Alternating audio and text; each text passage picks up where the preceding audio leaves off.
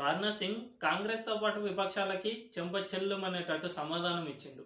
ప్రస్తుతం మనందరం చూస్తూనే ఉన్నాం, మోదీని ఒక నియంత, ఆయన నియంతలా దేశాన్ని పరిపాలిస్తున్నాడు అని కాంగ్రెస్ తో పాటు విపక్షాలు విమర్శలు చేస్తూనే ఉన్నాయి. దీన్నే ఏఎన్ఐ యాంకర్ స్మితా ప్రకాష్ రాజ్నాథ్ సింగ్ ను అడిగారు, మిమ్మల్ని నియంత అని పిలుస్తున్నారు కదా, మీరు దానికి ఇచ్చే సమాధానం ఏంటి అని అంటే రాజ్నాథ్ సింగ్ ఒక డైలాగ్ చెప్పిండు. 1975 ఎమర్జెన్సీ టైంలో తనను జైల్లో వేశారని, తన తల్లి 45 రోజులుగా హాస్పిటల్లో పడి ప్రాణాలతో కొట్టుమిట్టాడుతున్నారని, ఎంత అడిగినా కనికరించలేదు, తనకు బెయిల్ ఇవ్వలేదు.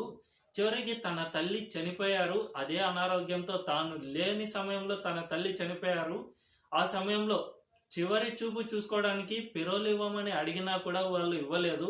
ఇటువంటి వ్యక్తుల మమ్మల్ని డిక్టేటర్షిప్ అని పిలుస్తున్న వారు ఒక్కసారి మమ్మల్ని అనే ముందు మిమ్మల్ని మీరు ఆలోచించుకోండి అని చెంప చెల్లుమనే విధంగా సమాధానం ఇచ్చారు రాజ్నాథ్